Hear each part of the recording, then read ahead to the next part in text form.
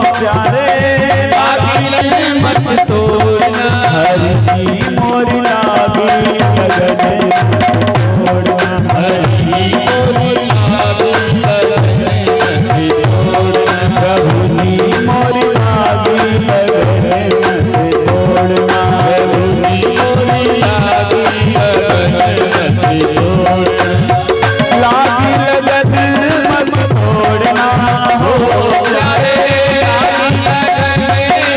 तोड़ना हो लागी लगन मत तोड़ना हो प्यारे, लागी लगन मत तोड़ना, हरि की मोर लागी लगन मत तोड़ना, हरि की मोर लागी लगन मत तोड़ना।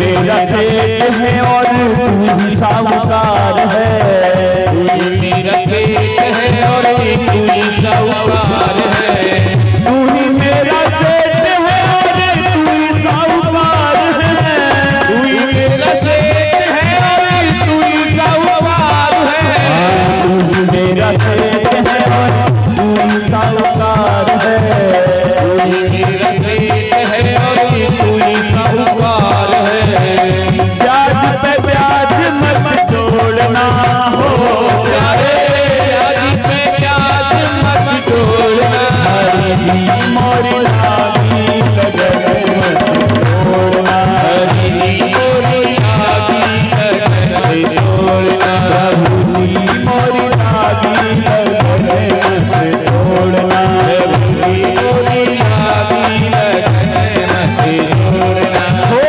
लागी लगन मत तोड़ना हो प्यारे, लागी लगन मत तोड़ना, लागी लगन मत तोड़ना हो प्यारे, लागी लगन मत तोड़ना, हरि की मोर लागी लगन मत तोड़ना, हरि की मोर लागी लगन मत तोड़ना, प्रभु जी मोर लागी लगन मत तोड़ना, प्रभु जी मोर लागी लगन मत तोड़ना, हरि जी मोर लागी लगन मत तोड़ना,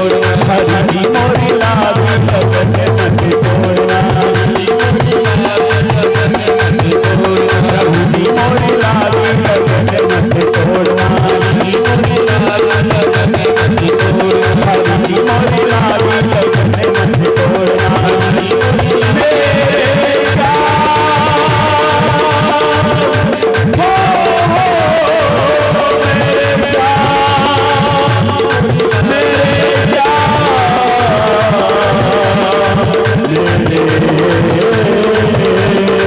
श्याम।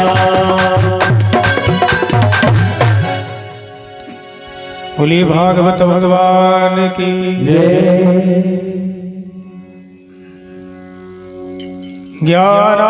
ज्ञानांसरूपं च हरेरधीनं शरीर संयोग वियोग योगम् अणोहि जीवं प्रतिदेह भिन्नम् ज्ञातात्वन्तं यदिनन्तमाहुः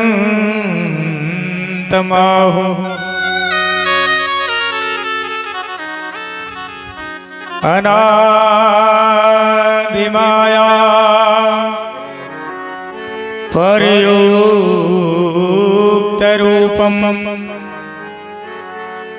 तेनां विधुर्वे भगवत् प्रसादम् आज भुआ कुंती से बात करके नारायण सज्जनों पांचों पांडवों को साथ में लेकर बाबा भीष्म के यहाँ गए और बाबा भीष्म को प्रणाम नारायण ने किया। देखो 18 दिन महाभारत का युद्ध हुआ और 54 दिन तक वाणों की सैया पर अपनी मौत का इंतजार भीष्म पितामह कर रहे हैं केवल नारायण के दर्शन के लिए। स्वयं कृष्ण भीष्म पितामह से कहते हैं कि बाबा तुम्हारे पुत्र पांडव राजा बन गए, इनको कुछ उपदेश करें। बाबा की दृष्टि केवल नारायण पर थी। बोले कन्हैया तुमसे ज्यादा उपदेश और कौन कर सकता है। तुम तो जग के पालनहार हो, तुम्हारा जैसा दयालु, तुम्हारे जैसा रक्षक कौन हो सकता है। देखिए ये भक्त और भगवान की बात है। महाभारत के युद्ध के समय नारायण जब युद्ध प्रारंभ हुआ तो नारायण प्रतिज्ञा करते हैं कि अर्जुन महाभारत पूरा हो जाएगा लेकिन मैं शस्त्र नहीं उठाऊंगा। लेकिन उसी महाभारत के अंदर एक भगवान का भक्त बाबा भीष्म प्रतिज्ञा करता है कि मेरी भी प्रतिज्ञा है कि मैं नारायण तुझसे शस्त्र जरूर उठाऊंगा। अब देखो इधर भक्त की प्रतिज्ञा और इधर भगवान की प्रतिज्ञा। महाभारत का युद्ध सज्जनों प्रारंभ हुआ कि बाबा ने प्रतिज्ञा की कि आज अर्जुन को जीवित नहीं छोड़ूंगा।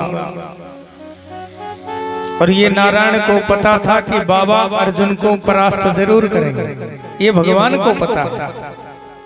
और जैसे ही सज्जनों युद्ध प्रारंभ हुआ पहले झांकी के दर्शन किए कि केशव सारथी बने हुए हैं अर्जुन के, बाबा सामने हैं भीष्म पितामह।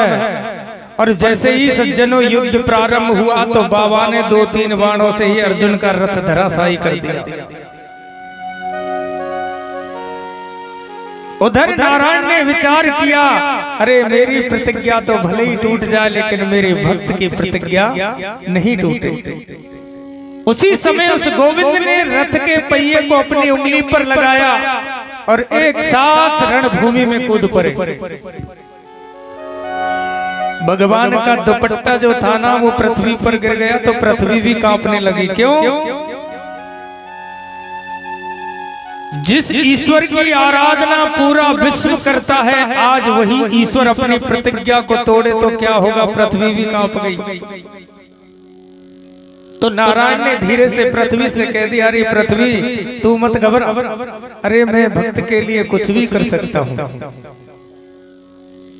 देखते हो ना नचायो भक्तन ने मोई नाना भांत।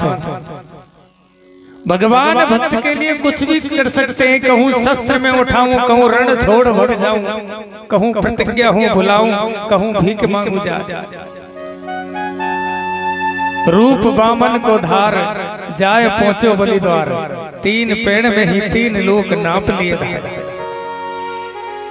महाभारत में अर्जुन के संग सारथी नाम कहा है।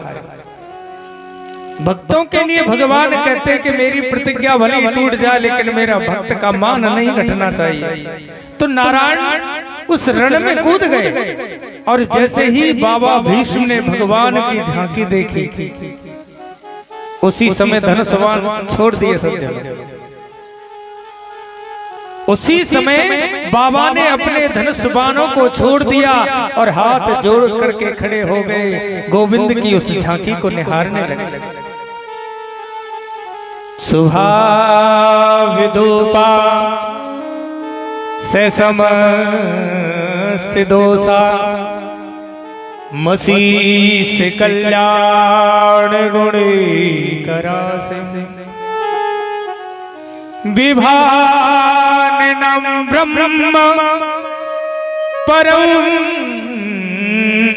वरेण्यम ध्यायेमो कृष्णं कमले क्षणं हरिं बाबा ने दोनों हाथ जोड़े, झांकी को एकदम सब दोषों को छोड़ करके उस नारायण की झांकी का ध्यान किया। कितना दिव्य रूप उस नारायण का। सज्जनों, बाबा प्रार्थना कर रहे हैं, नारायण अपनी झांकी भक्त को दिखा रहे, अर्जुन अपना काम कर रहा है। अर्जुन के बाण प्रारंभ थे लेकिन बाबा हिले तक नहीं। तो देखो भक्त के लिए कितना मान। आगे भगवान भक्त के यहाँ देखो, भगवान भक्ति में कभी किसी चीज को नहीं पूछते। कोई कहे कि महाराज भगवान तो पढ़े लिखे देखते होंगे, बड़े विद्वानों के यहाँ, तो इन सब चीजों का समाधान भागवत के अंदर है, सब कथा है। भगवान भैया किसी पढ़े लिखे को नहीं मिलती है कोई, ये तो गंवार को भी मिलते हैं। इतिहास है, मीरा ने एक अक्षर नहीं पढ़ा, संत कबीर ने एक अक्षर नहीं पढ़ा, रैदास ने एक अक्षर नहीं पढ़ा। अच्छे अच्छे अपने यहाँ भक्त हुए थे भगवान के, संत पीपा भी कलयुग में, जिन्होंने स्कूल तक नहीं देखा, लेकिन इतिहास गवाह है कि उन संतों के नाम से, उनके बोले हुए बोलों से लोग आज पीएचडी कर रहे हैं। करते कि नहीं करते? किसी ने कहा तो भैया भगवान तो दिन में 5 बार नहाने वाले को मिलते होंगे, तो ऐसा भी कुछ नहीं है। भगवान राघवेंद्र सरकार जब 14 वर्ष वनवास को गए तो वन में भगवान की मुलाकात भीलों से होती है। भील जाति के लोगों से होती है जो कभी नहाते ही नहीं थे, लेकिन राघवेंद्र सरकार ने उनको भी गले से लगाया, प्यार से बोली राधे राधे। कथा आती है रामचरितमानस में मां सबरी की। सबरी क्या थी सबको पता है, किस जाति से थी, किस वर्ण से थी, लेकिन सबरी के यहाँ स्वयं राघवेंद्र सरकार गए और राघवेंद्र सरकार ने सबरी के यहाँ सबरी के झूठे बेर खाए भक्ति के लिए। प्यार से बोली राधे राधे। क्योंकि रामचरितमानस में सज्जनों स्पष्ट लिखा है बाबा तुलसीदास ने कि जाति पात पूछे ना कोई, कि जाति पात पूछे ना कोई, हरि को भजे तो हरि को होई, हरि को भजे तो हरि को होई। श्री राम जय राम, बोलिए राम। श्री राम जय राम, जय जय राम। श्री राम जय राम, जय राम। श्री राम जय राम, जय जय राम। किसी ने कहा कि भैया भगवान तो जाति पाति देखते हैं, बोले भैया भगवान जाति नहीं देखते। भागवत के अंदर कथा आती है कि कौरव और पांडवों में झगड़ा हो गया, तो भगवान नारायण शांति दूत बन करके आए सज्जनों, किनका झगड़ा समाप्त हो जाए। तो दुर्योधन ने अपने हस्तिनापुर को कपटपूर्ण ऐसा सजवाया कि दुनिया देखती रह गई, लेकिन उसके अंदर कपट भाव से नहीं सजवाया, हस्तिनापुर को कपट से सजवाया। गोविंद आए और गोविंद ने बात की दुर्योधन से कि दुर्योधन पांडवों को भैया आधा राज दे दो जिससे झगड़ा समाप्त हो जाए। लेकिन दुर्योधन ने नारायण से मना कर दिया कि देखो बिना युद्ध के केशव 1 इंच भी नहीं मिलेगा, सुई के नोक के बराबर बिना युद्ध के नहीं दे सकता, आप कह देना पांडवों से। तो कन्हैया बोले अरे दुर्योधन तुझे तो इतना भी नहीं पता कि शांति दूत से किस तरह बात की जाती है। अरे हम तो शांति की वार्ता लेकर के तेरे द्वार पर आए, लेकिन तू इस बात को जानता ही नहीं। तो भगवान नारायण खड़े होकर के चल दिए।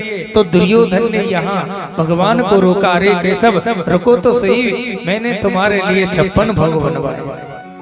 आज केशव को दुर्योधन रोकता है, अरे केशव मैंने तुम्हारे लिए 56 भोग बनवाए। कपट से कहता है। भगवान बोले भैया भोजन तो हमको नहीं करना है। बोले केशव कैसी बात करते हो, मैंने तुम्हारे लिए 56 भोग बनवाए और तुम कहते हो भोजन नहीं करना है। भगवान बोले भैया भोजन 2 ही परिस्थितियों में किया जाता है, मानते हो ना जी। एक परिस्थिति तो ये है कि भोजन करने वाले को भूख हो, दूसरी परिस्थिति यह है कि भोजन कराने वाले का भाव हो। अब तेरे अंदर भाव नहीं है और मेरे अंदर भूख नहीं है। और तीसरी बात यह कि भैया मेरा नौता तो पहले से ही फिक्स है, एक यजमान ने नौता दे दिया, मुझे भोजन वही करना है। दुर्योधन पूछता है कि आपका नौता कहाँ हो गया? बोले मेरा नौता काका विदुर के यहाँ, दासी पुत्र थे विदुर। बोले मेरा निमंत्रण है विदुर के यहाँ। दुर्योधन बोला उस विदुर के यहाँ तुम क्या खाओगे? अरे वो विदुर कन्हैया बोले देख जाने नौ तो दियो ना, व्यवस्था वही करेगा, हमको क्या पता अगला क्या खिलाएगा, लेकिन भोजन तो काका विदुर के घर होगा। ये भाव की बात है। और सज्जनों जिस समय केशव हस्तिनापुर में आए, जिस समय भगवान नारायण हस्तिनापुर में आए तो विदुर जी भी भगवान का इंतजार कर रहे थे कि कन्हैया आएगा। विदुर और विदुरानी एक दीवार से सटे हुए खड़े हैं। अब तुम जानते हो कि द्वारकाधीश थे भगवान। आज देश अपने राज्य का भी सीएम अगर किसी जगह पे आए तो बहुत भीड़ लगती है, वो स्वयं नारायण थे। इतनी भीड़ थी, लेकिन उस भीड़ में भी कन्हैया ने विदुर को देख लिया। और विदुर जी को ये लग रहा था कि कन्हैया ने मुझे इशारा कर दिया कि काका तुम घर चलो, हम भोजन करने जरूर आएंगे। ये भाव की कथा है। और सज्जनों नारायण विदुर के यहाँ जैसे ही विदुर जी अपने घर को गए तो घर में कोई सामान नहीं था, तो विदुर जी तो व्यवस्था में चले गए, कन्हैया के खिलाने की व्यवस्था में लग गए, बाहर गए। विदुरानी जी स्नान कर रही थी और कन्हैया उसी समय पहुंच गए और गेट को खटखटाया। स्वयं नारायण ने कहा काका, विदुर से भगवान काका कहते थे। काका नहीं बोले तो काकी को याद किया उस गोविंद ने। बोले काकी हम आ गए, बहुत जोर से भूख लग रही है। विदुरानी जी उस समय स्नान कर रही थी तो विदुरानी को सुध ही नहीं रहा, इतनी प्रेम में पागल हो गई कि आधे वस्त्र पहन रखे आधे नहीं पहन रखे और जाकर के गेट खोल दिया। लेकिन कन्हैया उस नारायण के सामने भैया सब लोग ही निवस्त्र हैं, ऐसा भाव मत रखना, ये हमारा प्रचलन है। तो नारायण ने वस्त्रों पर ध्यान नहीं दिया और विदुरानी की जाति पर भी ध्यान नहीं दिया। बोले काकी बहुत जोर से भूख लग रही है, हमको भोजन करना है, हमारे खाने के ताई कछु व्यवस्था कर दे। एक चौकी को लिया, एक पट्टे को लिया, जिसको भी विदुरानी ने उल्टा कर दिया, कभी यहाँ बिछाए कभी वहां बिछाए। बोले कन्हैया ये जगह खराब है, इस पर नहीं उस जगह पर बैठो। पूरे आंगन में कन्हैया को घुमा दिया विदुरानी। और सज्जनों उल्टे पाटे पर उस केशव को बिठाया। विदुर जी का स्थान जो था वो केलाओं का वन था, कदली वन बोलते, कदली वन में उसकी कुटिया थी विदुर जी की। तो केला तो वहां बहुत थे। विदुरानी के यहाँ 2-3 दिन पहले केला पड़े थे। उल्टे पाटे पर कन्हैया को बिठाया और विदुरानी भगवान को केला खिलाने लगे। केला कैसे खिलाती है कि गिरी जो अंदर की होती है उसको नीचे डाल दिया और भगवान को छिलका खिलाने लगी। कि भाव का भूखा है वो और भाव ही बस सार है, और भाव से भजता उसे तो भव से बेड़ा पार है। कि भावना में अगर भावना हो तो भावना बेकार है, और भाव से भजता उसे तो भव से बेड़ा पार है। विदुरानी को नहीं पता भाव के आगे कि मैं कन्हैया को क्या खिला रही हूं। और सज्जनों उसी समय विदुर जी आ गया। इस दृश्य को देख रहे हैं, अरे विदुरानी कितनी पागल है, विदुरानी कितनी पागल है कि मेरे कन्हैया को छिलका खिला रही है। तो विदुर जी ने विदुरानी को डांट लगाई, अरे हट पगली, तूने क्या कन्हैया को छिलका खिला रही है? तो विदुर जी कन्हैया को गिरी खिलाने लगे, अंदर की गिरी को विदुर जी खिलाते हैं। तो भगवान बोल गए सज्जनों, यहाँ कन्हैया बोल गए विदुर से, बोले काका एक बात कहूं बुरा ना मानो तो। विदुर जी बोले कन्हैया बोलो क्या बात है? बोले काका जो हाथ काकी के स्वाद से आ रहा हो ना, वो हाथ वो स्वाद तेरे हाथन में ना। प्यार से बोली राधे राधे। जो हाथ जो स्वाद काकी के हाथन में है हो ना, वो स्वाद तेरे हाथन में ना है। कि भाव बिना बाजार में और वस्तु मिले न मोल, कि भाव बिना रीझे नहीं वो नटवर नंद किशोर। ये भाव की लीला है सज्जनों। आज विदुरानी एक दासी पुत्र विदुर कितना प्रसन्न है कि स्वयं नारायण मेरे घर पधारे हैं।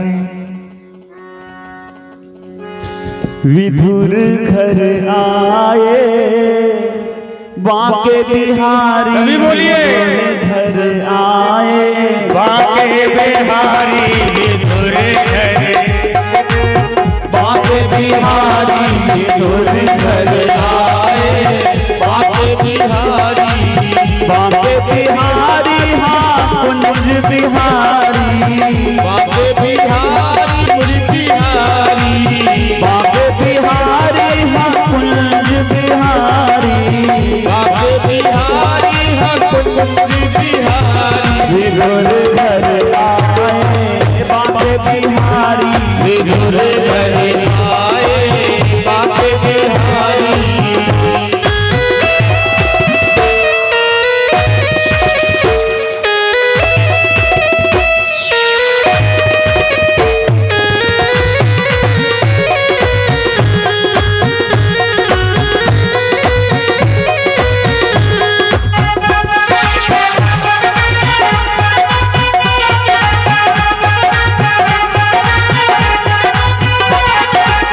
मोहन को देख मदन विदुरानी, मोहन को देख मदन विदुरानी, मोहन को देख मदन विदुरानी, मोहन को देख मदन विदुरानी। मन में फूली नहीं समानी, मन में फूली नहीं समानी, हो मन में फूली नहीं समानी, मन में फूली नहीं समानी। अगन लिपवाए जय बुहारी, अगन लिपवाए जय बुहारी। विदुर घर आए बांके बिहारी, विदुर घर आए बांके बिहारी।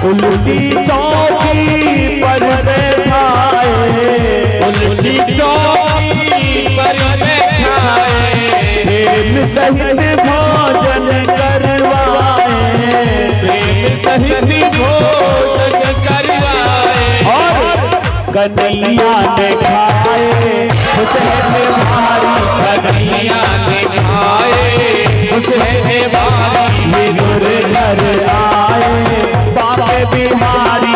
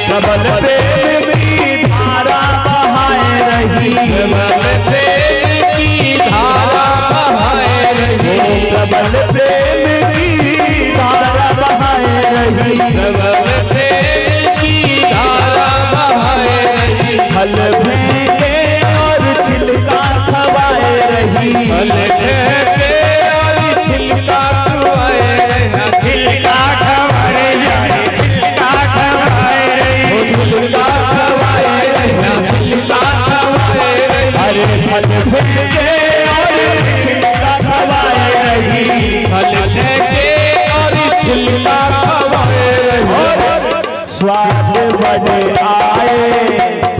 कन्हैया कहने लगे विदुरानी फलों को फेंक रही है और छिलका खवा रही है बांके बिहारी को।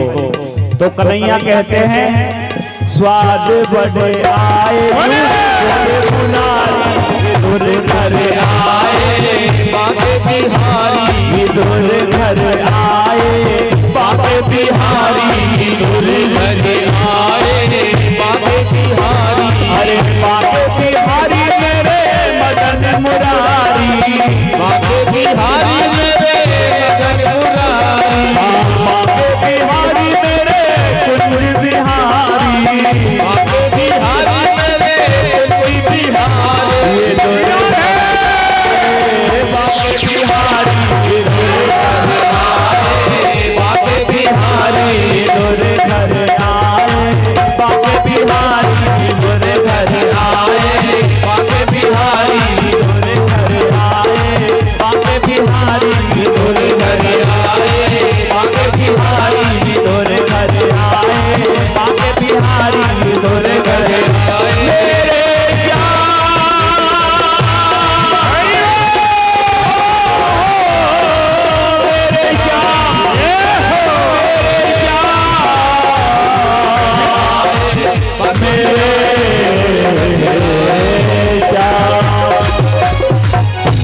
बोलिए भागवत भगवान की जय। आज विदुर के यहाँ भगवान नारायण ने भोजन किया तो देखो भगवान ने तो किसी जाति को भी नहीं देखा।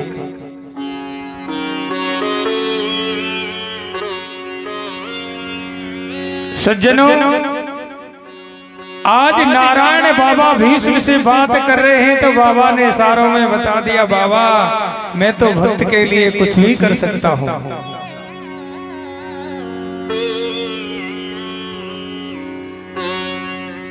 सज्जनों, बाबा भीष्म ने अपनी बुद्धि रूपी पुत्री को भगवान नारायण को अर्पण किया।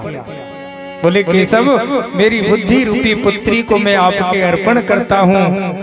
और देखते ही देखते इच्छा मृत्यु का वरदान है बाबा भीष्म को, जब तक नहीं चाहेंगे तब तक प्राण नहीं निकल सकते। कन्हैया ने तो कहा बाबा आप कहें तो और देख लो, लेकिन बाबा ने कहा कन्हैया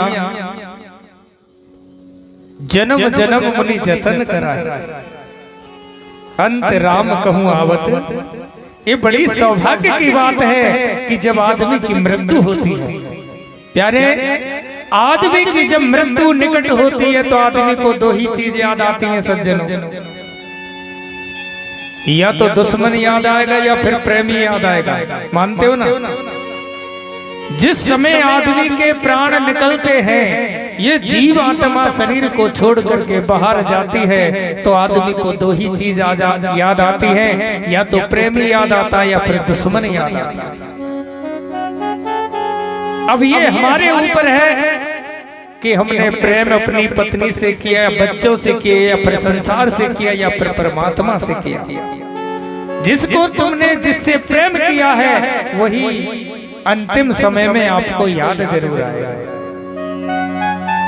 जिससे तुमने दुश्मनी की है, संसार वालों से दुश्मनी की है तो संसार वाले याद आएंगे। अगर उस ईश्वर से भी दुश्मनी आपने की है तो ईश्वर याद आ जाएगा। तो आज मेरा सौभाग्य है, बाबा भीष्म कहते हैं कि मेरा सौभाग्य देहांत काले तुम सामने हो। हे प्यारे, हे केशव, मेरा कितना बड़ा सौभाग्य है कि मैं अपने शरीर से जीवात्मा जब मेरी निकल रही है तो स्वयं गोविंद मेरे सामने है। और सज्जनों, बाबा भीष्म उसी समय शरीर को छोड़ देते हैं। प्यार से बोली राधे राधे।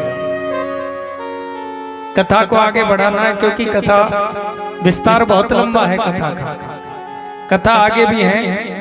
तो सज्जनों, बाबा भीष्म और पांडवों को छोड़कर के श्याम सुंदर द्वारका गए। समय आया कि राजा परीक्षित का जन्म हो गया। राजा परीक्षित का जन्म हुआ। ज्योतिषियों ने धर्मराज युधिष्ठिर को बताया कि तुम्हारा बालक इस पृथ्वी का सम्राट राजा होगा, क्षत्रियों में गौरव प्राप्त करने वाला तुम्हारा पुत्र राजा परीक्षित बनेगा। और इसका राज जहां से सूर्य उदय होता है और जहां पर अस्त होता है वहां तक इसका राज रहेगा। परंतु दुर्भाग्य की बात है कि एक सर्प के काटने से इसकी मृत्यु होगी। प्यार से बोली राधे राधे। राज पंडितों ने बता दिया। समय आया सज्जनों, उधर केशव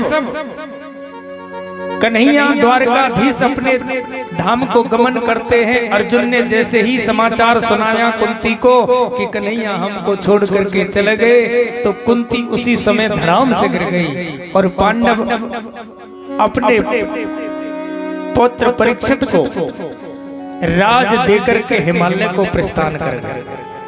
राजा परीक्षित का विवाह सज्जनों उत्तर राजा की पुत्री इरावती से हुआ था, जिनके 4 पुत्र हुए, जिनमें सबसे बड़ा पुत्र था जन्मेजय। प्रजा सुखे सुखम राज्ञा कि राजा प्रजा के लिए वही अच्छा होता है जो अपनी प्रजा का भरण पोषण करे।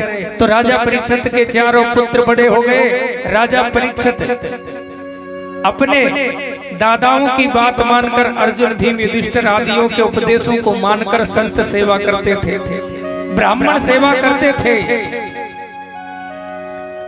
भागवत में शास्त्र में तो इतना लिखा है कि राजा परीक्षित भेष बदलकर संत आश्रमों में जाते और संतों की सेवा करते थे। सज्जनों एक दिन राजा परीक्षित अपने खजाने में गए अंदर। समय आ जाता है, देखो समय आ गया कि राजा परीक्षित खजाने के अंदर गए तो वहां राजा परीक्षित की नजर एक मुकुट पर पड़ी, जो मुकुट राजा जरासंध से जीत करके पांडव लाए थे। उस मुकुट को धारण कर लिया राजा परीक्षित ने और आखेट के लिए निकल गए।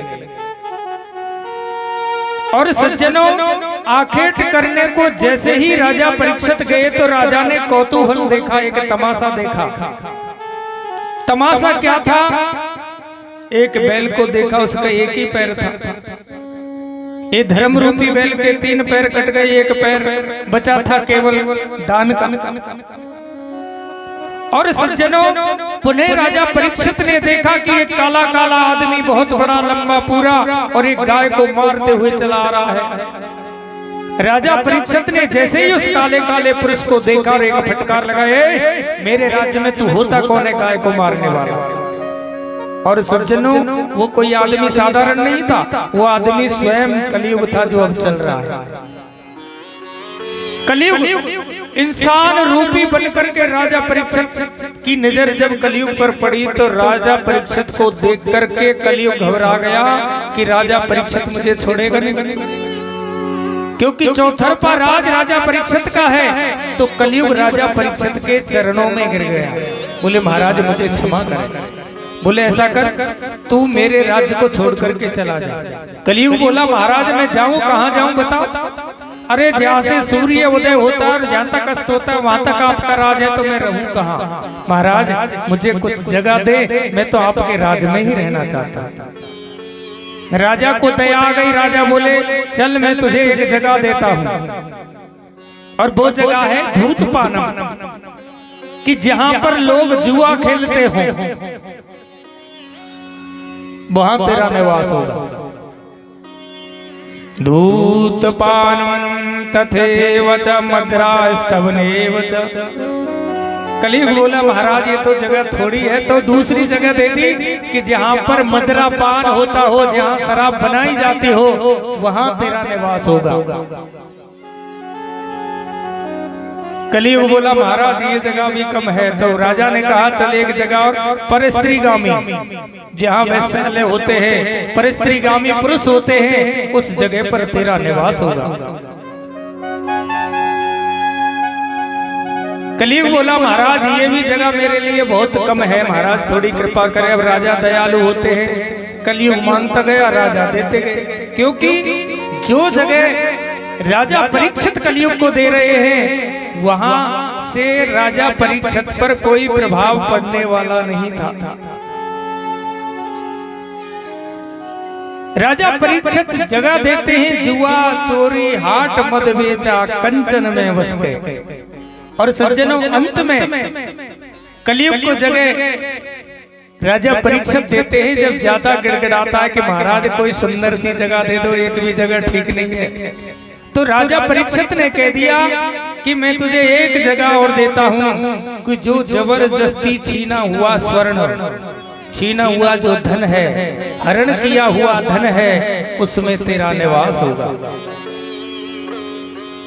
और सज्जनों, जैसे ही राजा परीक्षित ने देखो स्वर्ण में कलयुग का निवास नहीं है, क्योंकि गीता में भगवान कहते हैं कि भैया जितने भी रत्न हैं, जिन उन रत्नों में स्वर्ण नाम का जो आभूषण है वो स्वर्ण में है। भगवान को हिरण्यगर्भ कहा जाता है, हिरण्यगर्भ कहते हैं सोने को, जो भगवान के उदर में है। तो राजा परीक्षित कहते हैं कि भैया जो छीना हुआ धन, जबरदस्ती से लाया हुआ धन, हरण किया हुआ धन, उस सोने में तेरा निवास होगा। मौका देख लिया कलयुग ने, राजा परीक्षित ने जो मुकुट पहना था वो जरासंध से पांडव लाए थे, और मौका पाकर राजा के मुकुट पर कलयुग का निवास हो गया सज्जनों। और राजा परीक्षित की बुद्धि में विकृति पैदा हो गई, राजा की बुद्धि खराब होने लगी, राजा को प्यास सताने लगी। तो राजा ने देखा कि जो राजा दिन रात संतों की सेवा करता है, आज वही राजा परीक्षित श्रृंगी ऋषि के आश्रम में गए, समीक ऋषि के आश्रम में गया। सज्जनों, समीक ऋषि समाधि लगाए बैठे हुए, राजा जल की याचना करते हैं कि हे महाराज मुझे जलपान कराए, मैं राजा परीक्षित आपसे जल की याचना करता हूँ। लेकिन समीक ऋषि समाधिस्थ थे सज्जनों, कुछ सुन नहीं पाए, क्योंकि समाधि योग ऐसा योग है कि आदमी ना तो देख सकता ना सुन सकता, एक समाधि ऐसी होती है। तो वही समीक ऋषि ने समाधि लगाई। राजा परीक्षित ने थोड़ी देर बात की, कलयुग का प्रभाव, तो राजा परीक्षित अब शब्द बोलने लग गया कि कैसा संत है, एक राजा जल की याचना कर रहा है और ये साधु मुझे जल तक नहीं पिला सकता, ये कैसा साधु है। तो सज्जनों, एक मरा हुआ सर्प पड़ा था, राजा ने अपने बाण से उठाया और श्रृंगी ऋषि के गले में लटका था। और राजा परीक्षित अपनी राजधानी को चला गया। राजा परीक्षित ने जैसे ही उस मुकुट को उतारा, और राजा की बुद्धि पहले जैसी थी ना, कलयुग हट गया। तो राजा को बड़ा पश्चाताप हुआ कि मुझसे तो संत का अपराध हो गया, मुझसे तो भगवान के भक्त का अपराध हो गया, मुझे क्या करना है। सज्जनों, जीवन में कभी किसी संत का, किसी भगवान के भक्त का, किसी ब्राह्मण का अनादर मत करना। अभिमान में आकर के, कलयुग के आवेश में आकर के किसी भक्त का अपमान मत कर देना। आज राजा परीक्षित वही गलती करता है जो इस पृथ्वी का सम्राट राजा था। आज राजा परीक्षित मुकुट उतारने के बाद पश्चाताप करता, उधर ऋषि पुत्रों ने समीक ऋषि के पुत्र श्रृंगी को बता दिया कि भैया तेरे पिता के गले में तो किसी ने मरा हुआ सर्प डाल दिया। समीक पुत्र श्रृंगी ने सोचा ना समझा और श्राप दे दिया कि जिस किसी ने भी मेरे पिता के गले में ये सर्प डाला है, इसी वंश का सर्प आज से 7वें दिन उसे डसेगा और उसकी मृत्यु हो जाएगी। सज्जनों, तक्षक वंश का सर्प था, श्राप लग गया। श्रृंगी ऋषि रो रहे हैं खड़े खड़े, समीक की समाधि खुली और ज्ञात हुआ कि श्रृंगी ने राजा परीक्षित को श्राप दे दिया। समीक ऋषि ने कहा, अरे श्रृंगी तूने बहुत बड़ा अपराध किया, एक सज्जन राजा को श्राप दे दिया। अरे श्रृंगी जा उस राजा को बता दे, अब उसे 7 दिन में मरना है तो है ही, और 7 दिन में हम सबको भी मरना, हमको भी श्राप लगा हुआ है। बोले श्रृंगी तू जाकर के राजा परीक्षित से कह दे कि 7 दिन में अपने मोक्ष का उपाय कर ले। और सज्जनों, जैसे ही श्रृंगी ने जाकर के राजा परीक्षित से कहा कि परीक्षित तुझे श्राप लग गया कि आज के 7वें दिन तुझे तक्षक ना खाएगा और तेरी मृत्यु होगी। सज्जनों, हर आदमी मृत्यु को सुनकर दुखी होता है, लेकिन राजा परीक्षित बड़ा खुश हुआ। ये भागवत में लिखा है। अगर किसी आदमी से कह दिया जाए कि भैया कल तुझे मरना है तो चिंता लग जाएगी उसको, लेकिन राजा परीक्षित बड़ा प्रसन्न हुआ और अपनी पत्नी इरावती को बुलाया। अपनी पत्नी इरावती को बुलाकर के राजा परीक्षित कहता है, अरे रानी, आज मैं तुझसे एक बात कहूंगा जो दुनिया का कोई पति अपनी पत्नी से नहीं कह सकता, वो बात मैं तुझसे कहूंगा। रानी ने कहा, महाराज क्या बात है? बोले, मैं 7 दिन तक नहीं मर सकता, मेरी मृत्यु 7 दिन तक नहीं हो सकती, मेरी मृत्यु 7वें दिन जाकर के होगी, ये अटल सत्य है, क्योंकि ऋषि का श्राप असत्य नहीं हो सकता। हम लोग नहीं कह सकते, आप लोग नहीं कह सकते कि हम 7वें दिन मरेंगे, क्योंकि किसी को नहीं पता। 1 मिनट पीछे का नहीं पता कि 1 मिनट पहले अब मैं आपको कथा सुना रहा हूँ, 20 मिनट बाद सुना पाऊंगा या नहीं सुना पाऊंगा, इस बात की गारंटी हमारे पास भी नहीं है। प्यार से बोली राधे राधे। राजा परीक्षित ने रानी से कह दिया कि रानी, मैं तो बड़ा सौभाग्यशाली हूँ कि मुझे मालूम हो गया कि मैं 7 दिन बाद मरने वाला हूँ और 7 दिन तक अब मुझे परमात्मा का चिंतन करना है। उसी समय सज्जनों, राजा परीक्षित ने अपने पुत्र जनमेजय को राज तिलक किया और गंगा के तट पर चले गए। गंगा के तट पर राजा परीक्षित सुखदेव जी की शरण में जाते हैं। यही सुखदेव व्यास नंदन।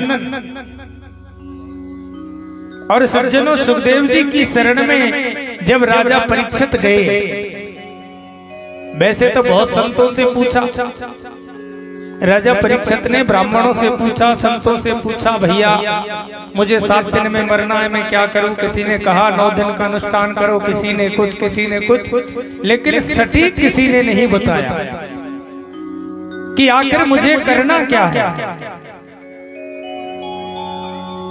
सज्जनों, राजा परीक्षित सुखदेव जी के श्री चरणों में जब गया तो सुखदेव ने एक ही प्रश्न किया, गुरुवर, कि जल्दी मरने वाले व्यक्ति को क्या करना चाहिए? राजा परीक्षित को महाराज सुखदेव का एक ही जवाब था सज्जनों, कि सांस सांस पर राम रट और वृथा सांस मत खोए, ना जानूं या सांस को तो आवन हो ये न हो। बोले राजा परीक्षित, जल्दी मरने वाले को तो यही करना है कि भैया राम राम, हर सांस पर राम का नाम ले। अब हर व्यक्ति सांस पर राम का नाम नहीं ले सकता। क्यों? क्योंकि इसके लिए अभ्यास करना पड़ता है, तब जाकर के हर सांस पर राम का नाम निकलता है।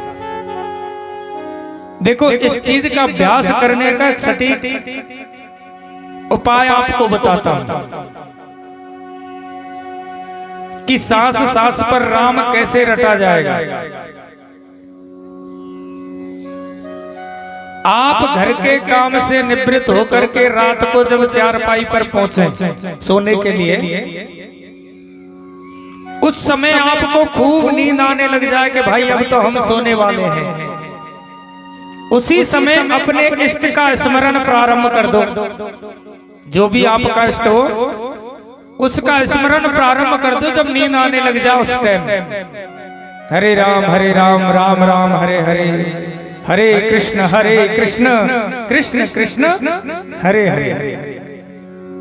खूब नींद आने लग जाए तब इस काम को आपको करना है, और राम राम करते करते आपको नींद आ जाएगी। और देखना प्यारे, जिस समय सुबह जब आपकी नींद खुलेगी उस समय वही धुन आपको चलती मिलेगी, ये गारंटी की बात है। इस काम को करके देखना, ये गारंटी की बात है कि जो रात को सोते समय आप स्मरण करोगे वह सुबह जगते हुए आपको मिलेंगे। एक दिन में नहीं, लेकिन अभ्यास करना पड़ेगा 10-5 दिन लगातार, क्योंकि एक पंक्ति में लिखा है, करत करत अभ्यास के जड़मत होत सुजान, और रसरी आवत जात है सिल पे पड़े निशान। अब तुम कहो कि पंडित जी हमने तो आज किया लेकिन नहीं हुआ, 2-4 दिन अभ्यास करना, ये गारंटी की बात है। अगर हर सांस पर राम नाम नहीं निकले तो कहना। राजा परीक्षित से ब्राह्मण कहते हैं कि भैया तुम्हें एक ही काम करना है, केवल राम नाम रटो। और सुखदेव राजा परीक्षित को यहाँ कथा का शुभारंभ करते हैं। जय राधे राधे गोविंद गोविंद राधे, जय राधे राधे गोविंद गोविंद राधे, भज राधे